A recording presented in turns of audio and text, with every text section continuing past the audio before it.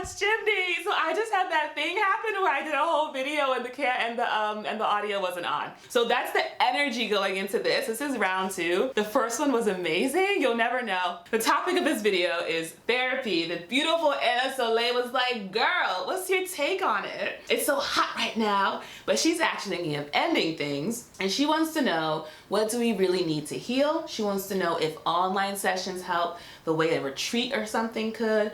She wants to know, like, listen, it's underwhelming, this therapy, but how do you handle your big feelings independently? She knows I be doing my processing, so she's like, girl, give us that step-by-step for working through that. Let's get into it. First off, I want to share this clip from Gabor Mate because it really, to me, gets to the heart of why therapy is powerful. When you look at the studies on what makes for effective therapy, it's not the technique of the therapist, it's not their formal academic or other qualifications, it's the quality of the relationship between the client and the therapist. There was an interesting study. The heart emits electrical waves, radiation, as does the brain. And when the waves are in sync between the heart and the brain, you're in a state of calmness and presence, okay? So they looked at people in therapy with their therapist, and they're measuring the emanations, the radiations from the heart and the brain of the therapist and the client. The most effective moments of therapy was when the radiation of both therapist and client were in sync with each other. And this happened more often when the therapist was listening rather than when they were speaking. So it wasn't the great insights of the therapist that made the hugest difference. It was the capacity of the therapist to actually listen and be present, really be present with the client. So as you see, it's nothing really about the therapist. It's about the feeling of someone looking you in your eyes, and more importantly, feeling you in their heart and in their soul and in their body, so that when you say, hey, I went through this really, really intense thing, it's not that it becomes some intellectual exercise of talking about it, but you actually get to see and hear and feel someone say, I am so sorry you experienced that. That is a lot. And if you're used to a certain kind of experience, or you grew up with it, or everyone around you was experiencing the same things, it literally is just normal. And if and when you engage and talk about it, you're not really able to drop in and feel it all the way. It just stays in your head. And I think that's why therapy can feel underwhelming. I work with a client, and she mentioned that she went to therapy and the therapist would be like, you're so self-aware. And she was like, I know, I know.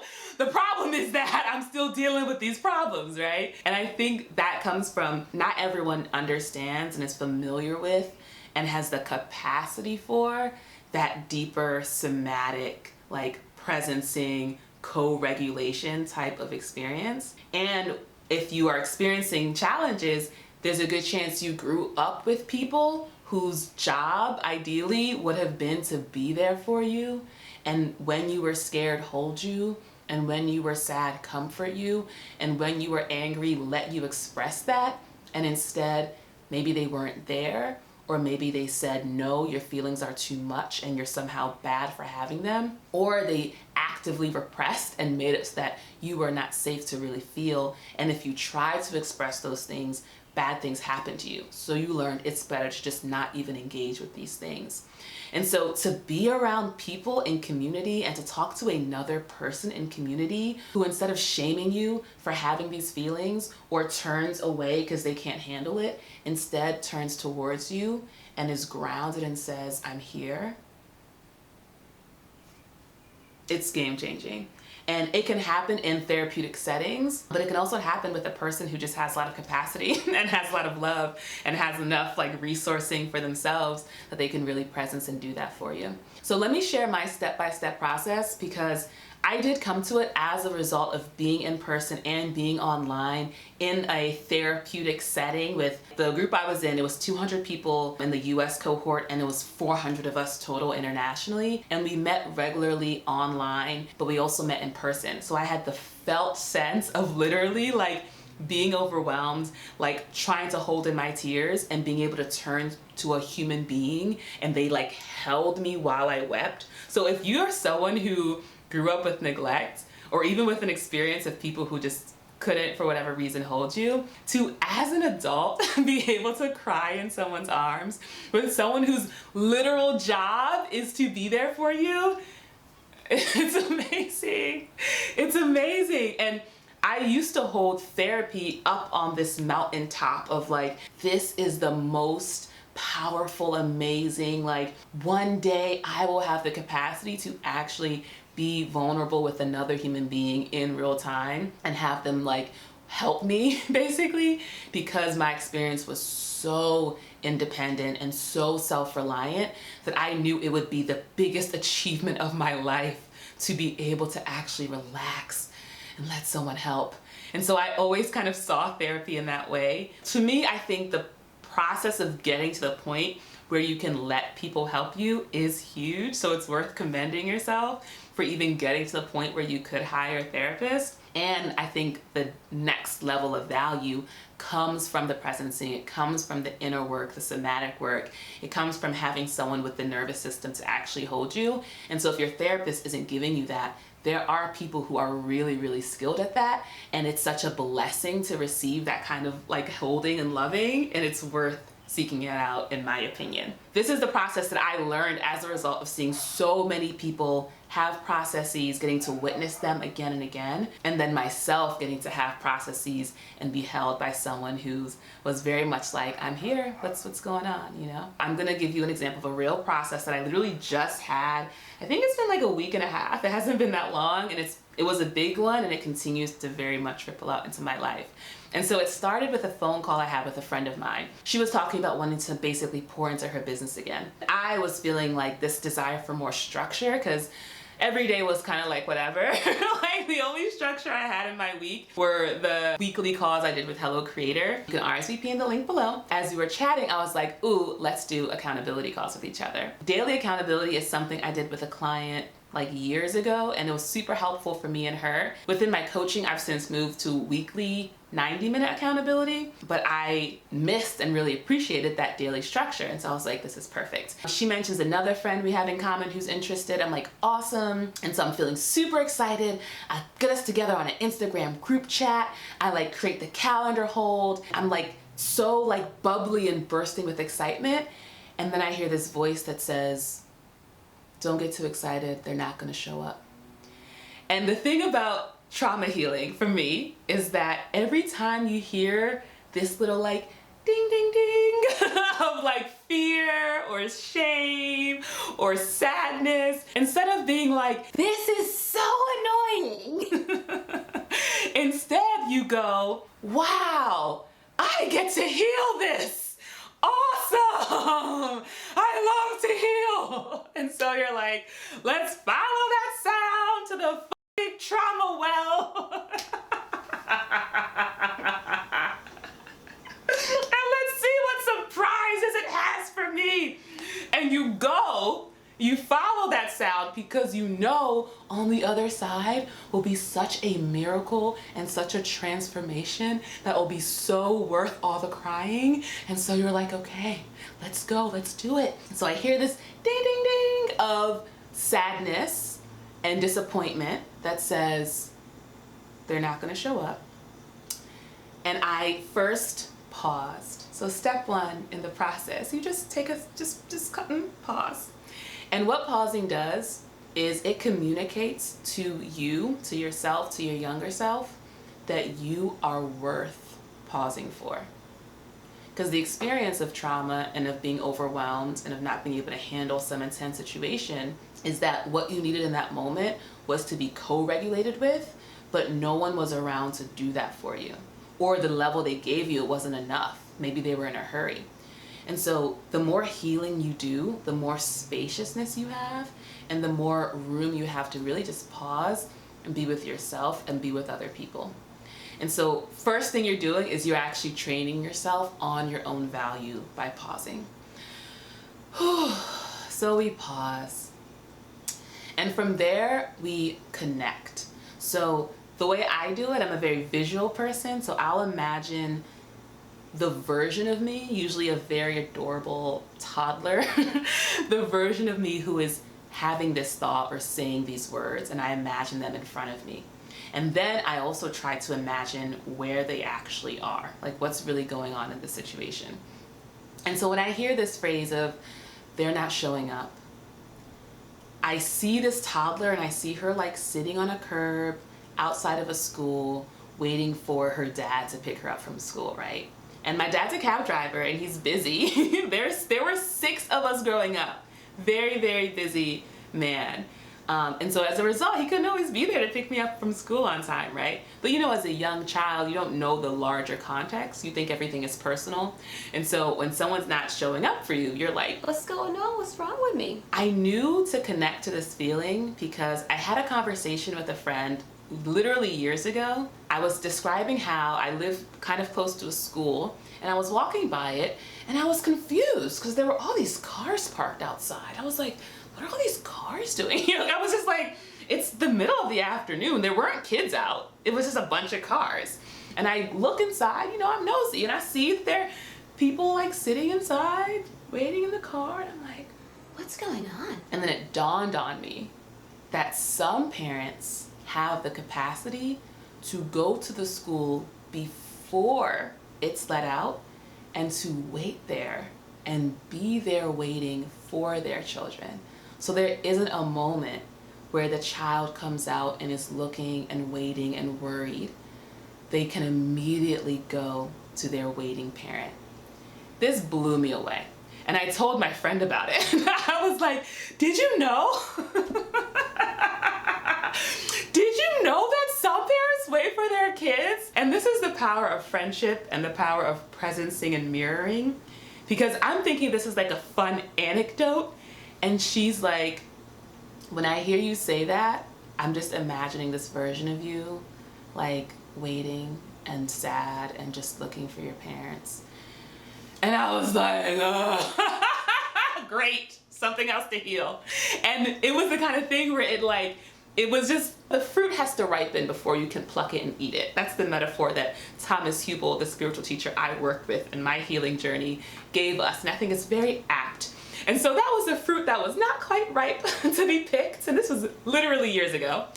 And so like a week and a half ago, I'm like doing this process and I connect to this feeling of like, they're not showing up. I presence and I connect to how it actually feels to be waiting there and feeling the enormity of this disappointment that is so much and so big, and there's literally no one around to talk to about it and to engage with it. There's no one seeing me going through this and coming up and sitting down next to me. I'm literally, and it feels emotionally like I'm alone in this vast sea of overwhelming sadness, fear, and disappointment. And I knew that the wise thing to do was to clamp that down because it was too much and just keep it pushed away until future Chimdi could deal with it. And so future Chimdi to the rescue. And I think that's what's beautiful about the healing work is that we're the ones rescuing our younger selves. And so I went to young Chimdi because I had the capacity now, and I was like, I'm so sorry you're here alone.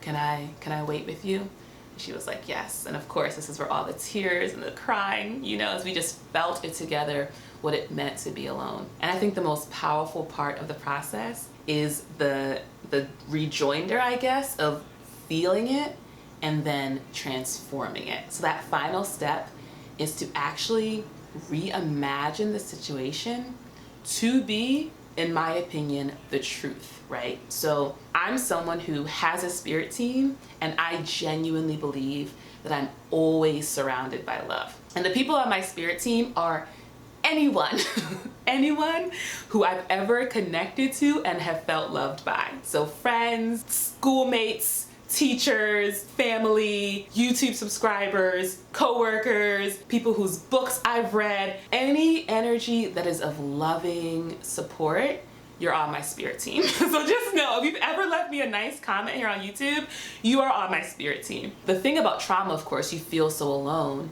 And so the transformation comes in rewriting that story. And so what I did is, first off, I connected to the fact that I was there for her. So across time and space, future Chimdi actually was there for young Chimdi, even if young Chimdi didn't feel it at the time. And then I expanded and I imagined all of my friends and family and people who love and support me, like coming forward and saying, I'll wait with you.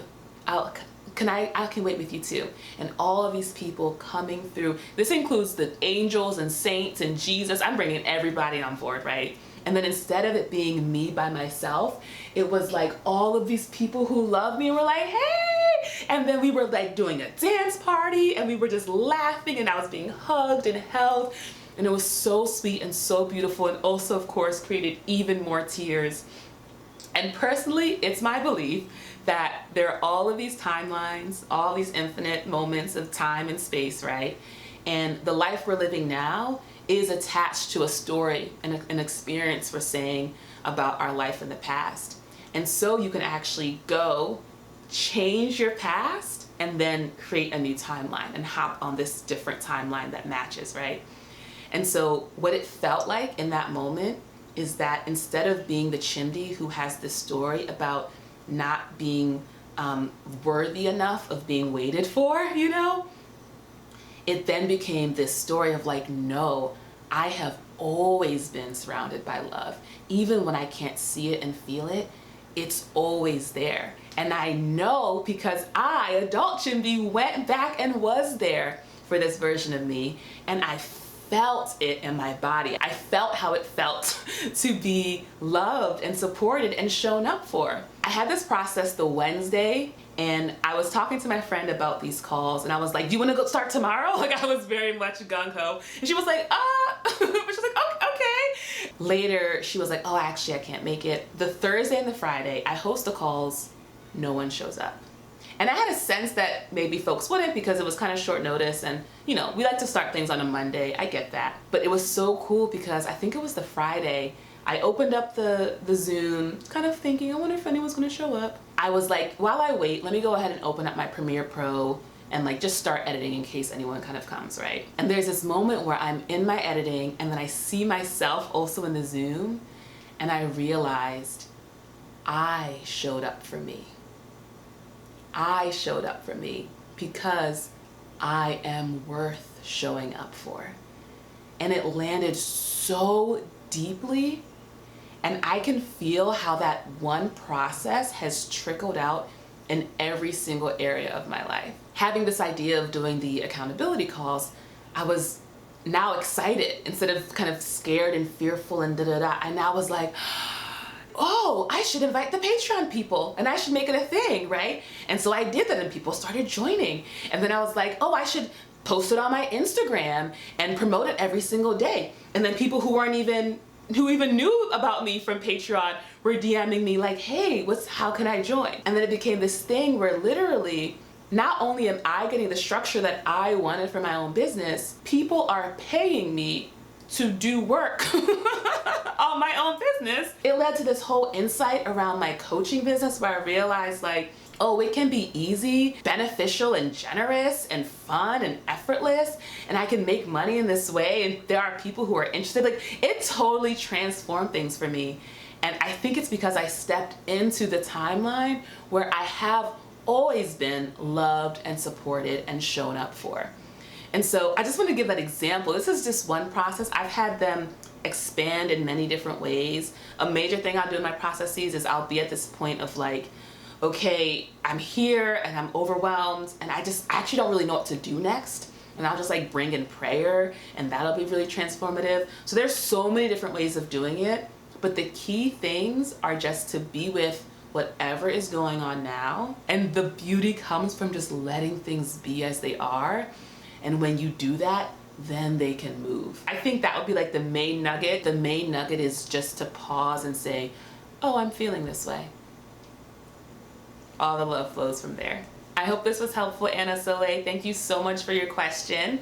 If you want to hang out with me every week for free with Hello Creator, I do weekly digital creator roundtables. That's Wednesdays at noon. I also host daily accountability calls for my Patreon people. You can join starting at $3 a month. And I'm a creative coach. So if you want to have that experience of being present and work on the strategy to grow your creativity, whether it's through YouTube or some other way, you can go ahead and schedule a free 30-minute coaching session using the link in my description box.